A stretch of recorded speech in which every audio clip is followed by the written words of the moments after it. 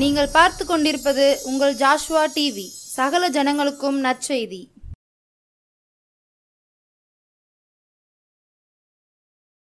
காணாமல் போன ஆடா இருந்தேனே ஏசையா, கண்ணோக்கி பார்த்தீரே கவலைகளை மாற்றினீரே, கண்ணோக்கி பார்த்தீரே கவலைகளை மாற்றினீரே, மறக்கவில்லையே மார்போடு அணைத்து கொண்டீரே, தேடி வந்தீரே தீமைகளை அகற்றி விட்டீரே. Praise the Lord. ஆண்டவராகிய இயேசு கிறிஸ்துவின் நாமத்தினாலே உங்களை இப்போ சந்திப்பதில் மிகுந்த மகிழ்ச்சி அடைகிறேன். நீங்கள் எப்படி இருக்கீங்க? நல்லா இருப்பீங்கன்னு கர்த்தருக்குள்ளே நம்புகிறேன். நீங்கள் கேட்கிற ஒவ்வொரு செய்தியிலையும் உங்களுடைய வாழ்க்கையில் பெரிய மாற்றம் உண்டாகிறது அப்படிங்கிறதை நான் விசுவாசிக்கிறேன். இந்த நாளிலும் நிகழ்ச்சியின் மூலமாக கர்த்தர் பெரிய காரியங்களை செய்வார். தொடர்ந்து ஆமென் ஜெபத்தோடு நீங்கள் காத்திருங்கள். ஆண்டவர் உங்களோடு கூட பேசுவாராக. சங்கீதத்திலே ஒரு வேத பகுதியை நாம் வாசிக்கலாம். சங்கீதம் 18ஆம் சங்கீதம் அதனுடைய 1ஆம் வசனத்தை வாசிக்க கேட்போம். சங்கீதம் 18 1ஆம் வசனத்தை வாசிக்க கேட்போம். என் பலனாகிய கர்த்தாவே, என் பலனாகிய கர்த்தாவே, உம்மில் அன்பு கூறுவேன், உம்மில் அன்பு கூறுவேன். ஆண்டுடைய பரிசுத்த நாமம் மகிமைப்படட்டும். இந்த வார்த்தை கேட்கிற எனக்கு அன்பான தேவ பிள்ளைகளே, இன்றைக்கி நாம் சிந்திக்க போகிற காரியம் தேவனிடம் அன்பு கூறுங்கள். தேவனிடம் அன்பு கூறுங்கள் அப்படிங்கிற தலைப்பின் கீழ் ஆண்டுடைய வார்த்தையை நாம் சிந்திக்க போகிறோம். நல்லா கவனிங்க. நான் வாசித்த அருமையான இந்த வேத பகுதியில் சொல்லப்பட்டிருக்கிறது, என் பலனாகிய கர்த்தாவே உம்மில் அன்பு கூறுவேன் அப்படின்னு சொல்லப்பட்டிருக்கு. இந்த வார்த்தையை கேட்குற உங்கள் வாழ்க்கையில் நீங்கள் தேவனிடத்தில் அன்பு கூறுகிற அனுபவம் உள்ளவர்களாக இருக்கிறீர்களா? உலகத்தில் அன்பு கூறுகிற நீங்கள், உறவுகளோடு அன்பு கூறுகிற நீங்கள், உலகத்தில் இருக்கிற மற்ற எல்லா விதங்களிலும் ஜீவராசிகள் மேலே அன்பு கூறுகிற நீங்கள், உங்களை உண்டாக்கின தேவனிடத்தில் அன்பு கூறுகிறவர்களாக நீங்கள் இருக்கிறீங்களா? இந்த கேள்வி உங்கள் இருதயத்துக்குள்ளே எழும்பிக்கொண்டே இருக்கட்டும். நான் தேவனிடத்தில் அன்பு கூறுகிற ஒரு தேவ பிள்ளையாக இருக்கிறேனா? ஒருவேளை இந்த வார்த்தையை நீங்கள் இயேசுவை அறியாத ஒரு நபர் ஒருவேளை நீங்கள் கேட்கலாம். அப்படி நீங்கள் கேட்பீங்கன்னா உங்கள் வாழ்க்கையில் நீங்கள் சிந்தித்து பாருங்கள், கடவுளிடத்தில் அன்பு கூறுகிற அனுபவம் உள்ள ஒரு வாழ்க்கையை நீங்கள் வாழ்கிறீங்களா? தேவனிடத்தில் அன்பு கூற வேண்டும் என்பது தேவன் நம்மிடத்தில் எதிர்பார்க்கிற ஒன்று. ஏன் தேவனிடத்தில் நாம் அன்பு கூற வேண்டும்? தேவன் ஏன் நம்மிடத்தில் அதை எதிர்பார்க்கிறார்? வேதம் சொல்கிறது, தேவன் அன்பாகவே இருக்கிறார். தேவன் அன்பாகவே இருக்கிறார்.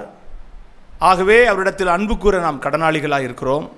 அவருடைய அன்பு இந்த உலகத்தில் எந்த மனிதனிடத்திலும் பார்க்க முடியாத ஒரு அன்பு. ஆகவே அவர் அன்பின் பூரணராக இருக்கிறார். அன்பின் உறைவிடமாய் அவர் இருக்கிறார். எனக்கு அன்பானவர்களே, இந்த செய்தியை கேட்கிற உங்கள் வாழ்க்கையில் நீங்கள் ஒரு தீர்மானம் எடுக்க வேண்டும். இந்த செய்தியின் முடிவிலே ஒரு தீர்மானம் எடுக்க வேண்டும். நான் தேவனிடத்தில் அன்பு கூறுகிற ஒரு பிள்ளையாக இருக்க வேண்டும். தேவனிடத்தில் அன்பு கூறுகிற பிள்ளைகளை ஆண்டவர் உலகத்திலே தேடிக்கொண்டிருக்கிறார். அப்படிப்பட்ட பிள்ளைகளுடைய வாழ்க்கையில் அவர் செய்கிற மகத்துவங்களை ஆராய்ந்து முடியாது. அப்படிப்பட்ட மகத்துவங்களை அவர் செய்கிறவராயிருக்கிறார். சரி, தேவனிடத்தில் அன்பு கூறுகிறவர்களுக்கு அவர் என்னென்ன செய்கிறார் அப்படிங்கிறத இன்றைக்கி நாம் வேதவசனத்தின் மூலம் பார்க்க போகிறோம். முதலாவதாக வேதத்தை திருப்பிக் கொள்வோம். உபாகம புஸ்தகம் அதனுடைய 19ஆம் அதிகாரம். பழைய ஏற்பாட்டில் 5 ஆகமங்கள், அதிலே உபாகமம் 19ஆம் அதிகாரம் அதனுடைய 8-9வது வசனத்தை வாசிக்கும் போது அங்கே இப்படியாய் வாசிக்கிறோம். நீ உன் தேவனாகிய கர்த்தரிடத்தில் அன்பு கூர்ந்து, நீ உன் தேவனாகிய கர்த்தரிடத்தில் அன்பு கூர்ந்து, என்னாலும் அவர் வழிகளில் நடப்பதற்காக இன்று நான் உனக்கு கற்பிக்கிற இந்த எல்லா கற்பனைகளையும் கைக்கொண்டு அதன்படி செய்து உன் தேவனாகிய கர்த்தர் உன் பிதாக்களுக்கு ஆணையிட்டபடியே அவர் உன் எல்லையை விஸ்தாரமாக்கி உன் பிதாக்களுக்கு கொடுப்பேன் என்று சொன்ன தேசம் முழுவதையும் உனக்கு கொடுத்தால் போதும். நல்லா கவனிங்க. நான் வாசித்த அருமையான வேத பகுதியிலே சொல்லப்பட்டிருக்கிறது, நம் தேவனிடத்தில் அன்பு கூறுகிறவர்களாக இருக்கும்போது, தேவனாகிய கர்த்தரிடத்தில் அன்பு கூறுகிறவர்களுக்கு அவர் என்ன செய்கிறார்? இங்கே அழகாக சொல்லப்பட்டிருக்கிறது, உன் தேவனாகிய கர்த்தர் உன் பிதாக்களுக்கு ஆணையிட்டபடியே அவர் உன் எல்லைகளை விஸ்தாரமாக்கி. தேவனிடத்தில் அன்பு கூறுகிற பிள்ளைகளுடைய வாழ்க்கையில் அவர் கொடுக்கிற அந்த வாக்குத்தத்தத்தின் எல்லைகளை கர்த்தர் விஸ்தாரப்படுத்துகிறார், விரிவுபடுத்துகிறார். சிலருடைய வாழ்க்கையில் வாக்குத்தத்தங்கள் நடக்கவே இல்லை, வாக்குத்தத்தங்கள் பலிக்கவே இல்லை, வாக்குத்தத்தங்கள் என் வாழ்க்கையில் நிறைவேற்றவே படலை அப்படின்னு நிறைய பேர் புலம்பிக்கிட்டு இருக்கீங்க. உங்கள் வாழ்க்கையில் நீங்கள் ஆராய்ஞ்சு பாருங்கள், தேவனிடத்தில் அன்பு கூறுகிற ஒரு அனுபவம் உங்கள் வாழ்க்கையில் இருக்கா? உலகத்தின் மேல் அன்பு வைக்கிற நாம் தேவனிடத்தில் அன்பு கூறுகிறவர்களாக இருக்கிறோமா? தேவனிடத்தில் அன்பு கூறுகிறவர்கள்னா எப்படி இருப்பாங்க அப்படின்னா, நல்ல ஜெபிக்கிறவங்களாக இருப்பாங்க, நல்ல வேத வசனத்தை வாசிக்கிறவங்களாக இருப்பாங்க, தேவனுடைய ஆலயத்தில் போய் கர்த்தரை தேடுகிற விஷயத்தில் முதன்மையான இடத்தை கர்த்தருக்கு கொடுக்கக்கூடியவங்களா, நேரத்தை ஆண்டவருக்கு உதாரத்துவமாய் கொடுக்கக்கூடியவங்களாக இருப்பாங்க, சக மனிதர்களை நேசிப்பார்கள், நன்மையானவைகளை செய்ய எப்போதுமே அவர்கள் காத்து கொண்டு இருப்பார்கள், செய்து கொண்டு இருப்பார்கள், தீமையான காரியங்களில் அவர்கள் ஈடுபட மாட்டார்கள். இப்படிப்பட்டவர்கள் தேவனிடத்தில் அன்பு கூறுகிறவர்கள். ஆண்டவராகிய இயேசு கிறிஸ்து இந்த உலகத்தில் வாழ்ந்த நாட்களில் குடும்பத்தின் மேலேயும் அன்பாய் இருந்தார், அதே போல தேவனிடத்தில் அன்பாய் இருந்தார். பிதாவிடத்தில் அன்பாய் இருந்ததினாலே பிதாவுடைய சித்தத்தை இந்த பூமியிலே அவர் செய்து முடித்தார். இன்னைக்கு நீங்களும் நானும் தேவனிடத்தில் அன்பு கூறுகிறவர்களாக இருப்போமானால், உங்களுக்காக எனக்காக தேவன் கொடுத்த அவருடைய கட்டளைகள், அவருடைய பிரமாணங்களின் படியே உங்களை என்னை ஆசீர்வதித்து நம்முடைய எல்லைகளை விஸ்தாரப்படுத்துவதற்கு கர்த்தர் போதுமானவராக இருக்கிறார். ஒரு ஆமேன் சொல்லுங்களேன். ஆமேன், ஸ்தோத்திரம். அப்போ நல்லா கவனிங்க, உங்கள் தேவனாகிய கர்த்தர், நீங்கள் அவரிடத்தில் அன்பு கூறுகிற அனுபவத்தை, அன்பு கூறுகிற அந்த சுபாவத்தை, அன்பு கூறுகிற சுபாவத்தை உடையவர்களாய் நீங்கள் இருப்பீர்களானால் உங்கள் வாழ்க்கையில் உங்கள் எல்லைகளை அவர் விஸ்தாரப்படுத்துகிறவராய் இருக்கிறார். சிலருடைய வாழ்க்கையில் வளரவே முடியலை, விருத்தி அடையவே முடியலை அப்படின்னு நீங்கள் பல நாட்களாக நீங்கள் சிந்திக்கிறீங்க, அநேகரிடத்தில் போய் சொல்கிறீங்க. ஆனால் அதற்கு காரணம் என்னன்னு கண்டுபிடிக்கலை. இன்றைக்கு ஆண்டவர் உங்களோட பேசுகிறார். உங்கள் தேவனாகிய கர்த்தரிடத்தில் நீங்கள் அன்பு கூறுகிறவர்களாக இருப்பீர்களானால், அவரையே நீங்கள் நேசிக்கக்கூடிய ஒரு தேவ பிள்ளையா, ஒரு மகனா மகளா இருப்பீங்கன்னா உங்கள் எல்லைகளை கர்த்தர் விஸ்தாரப்படுத்துவார். உங்களுடைய பிஸ்னஸை கர்த்தர் விஸ்தாரப்படுத்துவார். உங்களுடைய குடும்பத்திலே தேவன் உடைய வருமானங்களை, உடைய பொருளாதாரத்தை கர்த்தர் விஸ்தாரப்படுத்துவார். சிலர் நினைக்கிறீங்க, இதுக்கு மேலே என்ன நடக்க போகுது பாஸ்டர், எல்லாத்தையும் இழந்துட்டேன், எல்லாத்தையும் நான் இழந்து போய் தான் இருக்கிறேன். இல்லை இல்லை, ஆண்டவர் உங்களை பார்த்தா சொல்கிறார், உங்கள் எல்லைகளை கர்த்தர் விஸ்தாரப்படுத்துவார். நீங்கள் தேவனிடத்தில் அன்பு கூறுகிறவர்களாக இருப்பீர்களானால், கர்த்தருடைய வசனம் சொல்கிறது போல உங்களுடைய எல்லைகளை அவர் விஸ்தாரப்படுத்துகிறவராக இருக்கிறார். அப்போ தேவனிடத்தில் அன்பு கூறுகிற பிள்ளைகளுக்கு முதலாவது அவர் செய்கிற காரியம், உங்கள் எல்லைகள் விஸ்தாரப்படும். ஒருவேளை நீங்கள் சொல்லலாம், என் எல்லைகள் விஸ்தாரப்படுவதற்கு சாத்தியக்கூறே இல்லை, என்னை சுற்றி சத்துருக்கள் பெருகி இருக்காங்க, என்னுடைய குடும்பத்தாரே எனக்கு எதிராக இருக்கிறாங்க, எப்படி அது பெருக முடியும் அப்படின்னு ஒருவேளை நீங்கள் மனசில் அவிசுவாசத்தோடு இருப்பீங்கன்னா, இன்றைக்கி ஆண்டவர் உங்களை பார்த்து சொல்கிறாரு, காற்றை உண்டாக்கினவர் யார் அப்படின்னு ஒரு கேள்வியை ஒரு மனிதனிடத்தில் கேட்டார். கடலை உண்டாக்கினவர் யார், அதற்கு எல்லைகளை உண்டாக்கினவர் யார்? யோபுவிடத்தில் ஆண்டவர் சொன்னார். அதே போல் இன்றைக்கி உங்களோட பேசுகிறாரு. அவருடைய சிருஷ்டிப்பின் சகல காரியத்தின் மேல் அவருக்கு ஆளுகை இருக்கும்போது உங்கள் வாழ்க்கையில் இருக்கிற அந்த தடைகள்லாம் அவருக்கு எம்மாத்திரம். ஆண்டவர் அவைகளை மாற்றி அமைத்து உங்கள் வாழ்க்கையில் எவைகளை விஸ்தாரப்படுத்த வேண்டுமோ அவைகளை விஸ்தாரப்படுத்த கர்த்தர் போதுமானவராக இருக்கிறார். ராமேன் சொல்லுங்களேன்.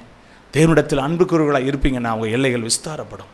ரெண்டாவதாக, நியாயாதிபதிகள் புஸ்தகத்தை பார்க்கும்போது, நியாயாதிபதிகள் புஸ்தகம் 5ஆம் அதிகாரம் அதனுடைய 31ஆம் வசனத்தை வாசிக்கும்போது அங்கே எப்படியாய் சொல்லப்பட்டிருக்கிறது, கர்த்தாவே உம்மை பகைக்கிற யாவரும், கர்த்தாவே உம்மை பகைக்கிற யாவரும் இப்படியே அழிய கடவர்கள். அவரில் அன்பு கூறுகிறவர்களோ வல்லமையோடே உதிக்கிற சூரியனை போல இருக்க கடவுள் என்று பாடினார்கள். பின்பு தேசம் 40 வருஷம் அமைதலாய். நல்லா கவனிங்க. இரண்டாவது, அவ்விடத்தில் அன்பு கூறுகிறவர்களுக்கு ஆண்டவர் என்ன செய்கிறார்? எப்படி அவங்களை ஒப்பிடுகிறார்? வல்லமையாய் உதிக்கிற சூரியனை போல இருப்பார்கள். சூரியனை யாரும் சாதாரணமாக மதிப்பிடவே முடியாது. ஒவ்வொரு இடத்துலையும் அந்த சூரியன் அப்படி எழும்பி வரும்போது பாருங்கள், எவ்வளவு பிரகாசமாக இருக்குது, எவ்வளவு அதுக்கு வல்லமை இருக்குது. யோசித்து பாருங்கள். கன்னியாகுமரியில் போய் எல்லாரும் காலையில் சூரிய உதயத்தை போய் பார்க்காங்க. அதுக்கு ஒரு கூட்டமே காத்திருக்கு. காலையிலே போய் உட்காந்து அந்த சூரியன் உதிச்சு வர்றதை பார்த்து வீடியோ எடுக்கிறாங்க, ஃபோட்டோ எடுக்கிறாங்க, சொல்கிறாங்க நான் பார்த்தேன் அப்படின்னு சொல்கிறாங்க. பார்க்குறதே அப்படின்னா ஆண்டவர் அந்த சூரியனை எந்த அளவுக்கு உண்டாக்கியிருந்தால் அது எவ்வளோ பிரகாசமாக, அது அப்படியே பிரகாசமாக எழும்பி வருது பாருங்கள். அதை போல் தேவனிடத்தில் அன்பு கூறுகிற ஒவ்வொரு பிள்ளைகளுடைய வாழ்க்கையில் வல்லமையாய் உதிக்கிற சூரிய பிரகாசத்தை போல உங்கள் வாழ்க்கையை பிரகாசிக்க பண்ணுவதற்கு கர்த்தர் வல்லவராக இருக்கிறார். இருண்டு கிடக்குன்னு நினைக்கிறீங்களா? மறைஞ்சு கிடக்குன்னு நினைக்கிறீங்களா? வெளிப்படவே முடியலைன்னு நினைக்கிறீங்களா? இல்லை. தேவனிடத்தில் அன்பு கூறுகிற அனுபவம் உங்கள் வாழ்க்கையில் வருமானால், தேவனிடத்தில் அன்பு கூறுகிற அந்த வாழ்க்கையை நீங்கள் தெரிந்து கொண்டு அதில் உங்கள் வாழ்க்கையை ஈடுபடுத்த அதை நீங்கள் செய்ய பழகுவீர்களானால், வல்லமையாய் உதிக்கிற சூரியனை போல உங்கள் வாழ்க்கை பிரகாசிக்க பண்ணுவதற்கு, உங்கள் வாழ்க்கையை பிரகாசிக்க செய்து அநேகர் அதன் மூலமாக தேவனுடைய அன்பை அறிந்து கொள்ளக்கூடிய ஒரு சந்தர்ப்பத்தை உங்களுக்கு கொடுப்பதற்கு கர்த்தர் வல்லவராயிருக்கிறார். ஆமென். ஆமாம். சிலர் நினைக்கிறீங்க அதெல்லாம் நடக்கவே வாய்ப்பில்லை பாஸ்டர். இல்லை. நீங்கள் தேவனிடத்தில் அன்பு கூறுகிறவர்கள் யார் என்பதற்கு உங்கள் வாழ்க்கையில் ஏற்படுகிற மாற்றமே ஒரு ஆதாரமாக இருக்கும். உங்கள் வாழ்க்கையில் வெளிப்படுகிற வல்லமையான அனுபவம், பிரகாசிப்பிக்கிற அனுபவமே ஒரு சாட்சியாக இருக்கும் என்பது கர்த்தர் உங்களோடு பேசுகிற திட்டமான வார்த்தை. அப்போ ரெண்டாவது, வல்லமையாய் உதிக்கிற சூரிய பிரகாசத்தை போல கர்த்தரிடத்தில் தேவனிடத்தில் அன்பு கூறுகிற வாழ்க்கையை கர்த்தர் மாற்றி அமைக்க போதுமானவராக இருக்கிறார். இன்னும் வேதம் சொல்கிறது. மூன்றாவது வாசிப்போமானால் சங்கீதம் 145 சங்கீதத்தின் 20 வசனத்தை வாசிக்கும் போது, சங்கீதம் 145 அதனுடைய 20 வசனம் எப்படியாய் சொல்கிறது? கர்த்தர் தம்மில் அன்பு கூறுகிற யாவரையும் காப்பாற்றி துன்மார்க்கர் யாவரையும் கர்த்தர் என்ன செய்வாராம்? அழிப்பாராம். நல்லா கவனிங்களேன். அவரிடத்தில் அன்பு கூறுகிறவர்களை அவர் என்ன செய்கிறார்னா காப்பாற்றுகிறார். சிலருடைய வாழ்க்கையில் நிறையா ஆஸ்தி, அந்தஸ்து, மதிப்பு, மரியாதை, சொத்து, சுகம், அது நிமித்தம் ஏற்பட்ட பாதுகாப்பு இதெல்லாம் இருந்துச்சு. ஆனால் ஒவ்வொன்றா படிப்படியாக இல்லாமல் போய் இப்போ எம்டியாக நிறைய பேர் இருக்கீங்க. என்னை காப்பாற்றுவதற்கு ஒருத்தருமே இல்லை அப்படிங்கிற நிலைமையில் நீங்கள் இருக்கீங்க. என் பிள்ளை இல்லை, என் மகா இல்லை, எனக்கு ஒரு பெரிய குடும்பம் இருந்துச்சு, ஆனால் இப்போ என்னை காப்பாற்றுவதற்கு ஒருத்தருமே இல்லை அப்படின்னு இந்த வார்த்தையை கேட்குறவங்க இருக்கீங்க. சிலருடைய வாழ்க்கையில் இதற்கு விடையே தெரியாமல் வாழ்ந்து கொண்டு இருக்கீங்க. உங்களை பார்த்து ஆண்டவர் சொல்கிறாரு, தேவனிடத்தில் அன்பு கூர்ந்து உங்கள் வாழ்க்கையை அவருக்கு அர்ப்பணித்து பாருங்களேன், உங்களை ஆண்டவர் எப்படி காப்பாற்றுறாருன்னு. நிச்சயமாக உங்களை காப்பாற்றுவார். எண்ண முடியாத அற்புதங்களை உங்களுக்கு செய்து உங்களை காப்பாற்றுவார். திரளான நன்மைகளை உங்களுக்கு தந்து அவர் உங்களை காப்பாற்றுவார். நீங்கள் செய்கிற சின்ன தொழிலாக இருந்தாலும் அதில் ஆண்டவர் ஒரு பெருக்கத்தை கொடுப்பார். நீங்களே ஆச்சரியப்படுவீங்க, எப்படி வாய்ப்பே இல்லையே, இப்படி நான் தொழில் செய்வேன்னு நான் யோசித்து கூட பார்க்கலையே, என் குடும்பம் இப்படி காப்பாற்றப்படும் நான் யோசித்தே பார்க்கலையே. வலையை அலசி கொண்டிருந்த பேதுருடைய வாழ்க்கையில் இனி நம்முடைய குடும்பத்தை காப்பாற்ற வழியே இல்லை, அவ்வளோதான், முடிஞ்சிச்சு. இந்த நிலைமையோட வீட்டுக்கு போனால் நம்மளை பார்த்து என்ன பேசுவாங்க அப்படிங்கிற ஒரு ஏமாற்றம் நிறைந்த ஒரு அனுபவத்தோடு இருந்த பேதுருக்கு ஆண்டவர் சொல்கிறாரு, பேதுருவே நீ ஆழத்தில் கொண்டு போய் உன் வலையை போடு. நீங்கள் தேவனிடத்தில் அன்பு கூறுகிற பிள்ளைகளாக இருப்பீங்கன்னா உங்கள் வாழ்க்கையில் அவருடைய ஆலோசனை நிச்சயமாக உங்களுக்கு கிடைக்கும். உங்களுக்கு தனிப்பட்ட ரீதியில் ஒரு ஆலோசனையை கர்த்தர் கொடுத்து நீங்கள் என்ன செய்ய வேண்டும் என்பதற்குரிய வழிகாட்டுதலை கர்த்தர் உங்களுக்கு தருவார். அந்த வழிகாட்டுதல், அந்த ஆலோசனை உங்கள் வாழ்க்கையில் இயலாமையை, ஏமாற்றத்தை, வெறுமையை மாற்றி அமைக்கும். உங்களை காப்பாற்றக்கூடிய தேவன் உங்களோடு இருக்கிறார் என்ற ஒரு தன்னம்பிக்கையை, ஒரு புது நம்பிக்கையை, ஒரு புது விசுவாசத்தை உங்களுக்குள்ளே கட்டளையிடும். எத்தனை பேர் ஆமேன்னு சொல்றீங்க? ஆமேன். தேவனிடத்தில் அன்பு கூறுகிற பிள்ளைகளை அவர் காப்பாற்றுவார். வசனம் தெளிவா சொல்லுது. 145 சங்கீதம் 20 வசனம் சொல்லுது, அவர் காப்பாற்றுவார். உங்களை என்னை அவர் காப்பாற்றுவார். உலகத்தில் எந்த மனுஷனை நம்பி நீங்க காப்பாற்ற ஒருவேளை நீங்க யோசிப்பீங்கன்னா நிச்சயமா கைவிட்டுருவாங்க. கர்த்தர் ஒருவர் தான் உங்களை காப்பாற்ற முடியும். சிலர் நினைக்கிறீங்க என் பிள்ளை காப்பாற்றுவான், என் மகா காப்பாற்றுவா. நம்பாதீங்க, ஆண்டவரை நம்புங்க. நீங்கள் அவரிடத்தில் அன்புக்குரியவர்களாக இருப்பீங்கன்னா உங்களை அவர் நிச்சயமாக காப்பாற்றுவார். அதில் எந்த சந்தேகமே இல்லை. வசனம் தெளிவாக சொல்லுது. முதலாவது எல்லைகளை விஸ்தாரப்படுத்துவார். இரண்டாவது அழகாய் சொல்லப்பட்டிருக்கிறது, வல்லமையாய் உதிக்கிற சூரிய பிரகாசத்தை போல கர்த்தர் மாற்றுவார். மூன்றாவது, உங்களை என்னை அவர் காப்பாற்றுவார். உங்களை என்னை அவர் காப்பாற்றுகிற தேவனாக இருக்கிறார்.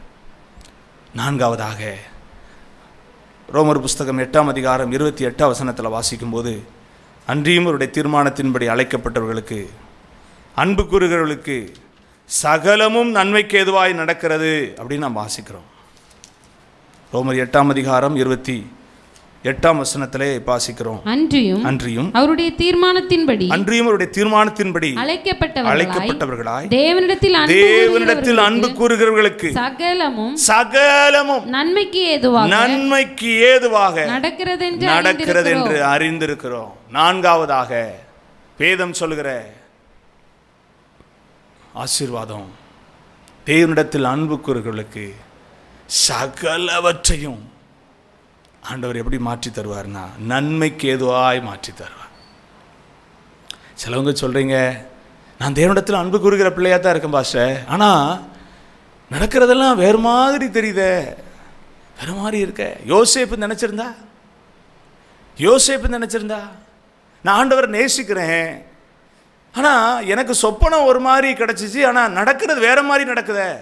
என் சகோதரர்கள் என்ன அடிக்காங்க, குழியில் தூக்கி போடுறாங்க, 20 காசுக்கு விற்றுட்டாங்க, நான் எங்கேயோ நாடு கடத்தப்பட்டது போல் வந்திருக்கிறேன், பழி சுமத்தப்படுறேன், சிறைச்சாலைக்குள்ள அனுப்பப்படுறேன், என்ன நடக்குது அப்படின்னு நினச்சிருந்தா யோசிங்க.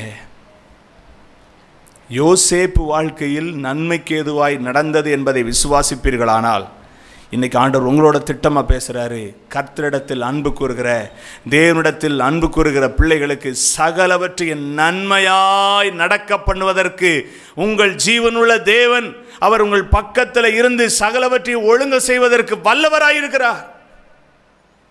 ஒருவேளை சத்துரு அதை தீமையா மாற்றலான்னு அவன் எத்தனை பண்ணாலும் கர்த்தர் அந்த தீமையான போக்கை நன்மையாய் ஆண்டவர் மாற்றுவதற்கு வல்லவராயிருக்கிறார்.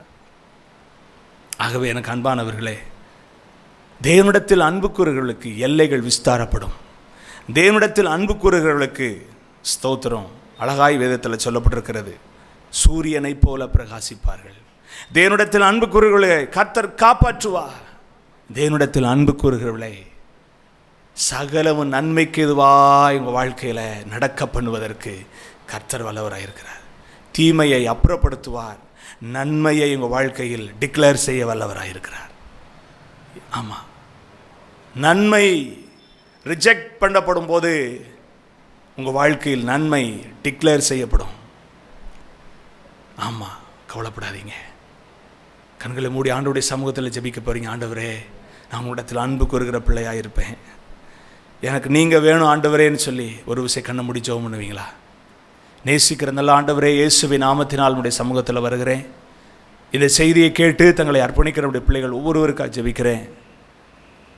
என் பலனாகிய கர்த்தாவே, உம்மில் அன்பு கூறுவேன் என்று சொன்ன இந்த சங்கீதக்காரனை போல நம்முடைய பிள்ளைகள் இந்த நாளில் கேட்ட இந்த செய்தியின் மூலம் நான் உம்மிடத்தில் அன்பு கூறுவேன் ஆண்டவரேன்னு அர்ப்பணிக்கிற நம்முடைய பிள்ளைகளுடைய வாழ்க்கையில் எல்லைகளை விஸ்தாரப்படுத்துங்க ஆண்டவரே. வல்லமையாய் உதிக்கிற சூரிய பிரகாசத்தை போல பிள்ளைகளுடைய வாழ்க்கையை மாற்றுங்க. நம்முடைய பிள்ளைகளை காப்பாற்றுங்க.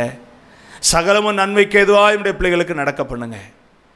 என்ன நோக்கத்தோடு இந்த வார்த்தையை அந்த அடியானை கொண்டு பேச செய்தீரோ அந்த நோக்கம் என்னுடைய பிள்ளைகளுடைய வாழ்க்கையில் இந்த சத்தத்தை கேட்கிற ஒவ்வொரு பிள்ளைகளுடைய இருதயத்திலையும் நிறைவேற்றப்படட்டும். உங்கள் நாமத்துக்கு மகிமையும் கனமும் உண்டாகட்டும். தாழ்த்துகிறேன், வெறுமையாக்குகிறேன். இயேசுவின் நாமத்தில் ஜெபிக்கிறேன் ஜீவனுள்ள நல்ல பிதாவே, ஆமென். கர்த்தர் உங்களை ஆஸ்வதிப்பாராக. தொடர்ந்து எங்களுக்காக ஜெபம் பண்ணுங்க. ஜாஸ்வா டிவிக்காக ஜெபம் பண்ணுங்க. தொடர்ந்து இந்த செய்தி உங்களுக்கு பிரயோஜனமாக இருக்குமானால் இதன் மூலம் நீங்கள் சாட்சிகளை உங்கள் வாழ்க்கையில் தெரியப்படுத்த விரும்புவீர்களானால் ஸ்க்ரீனில் தெரிகிற இந்த நம்பருக்கு நீங்கள் எங்களை தொடர்பு கொள்ளுங்கள். ஒரு சாட்சிகளை எங்களுக்கு தெரியப்படுத்துங்க. தேவநாமம் மையப்படட்டும். அடுத்த நிகழ்ச்சியில் உங்களை பார்க்கும் வரை கர்த்தருடைய கிருபையும் சமாதானம் உங்களோடு கூட இருப்பதாக. God bless you. ஆமென்.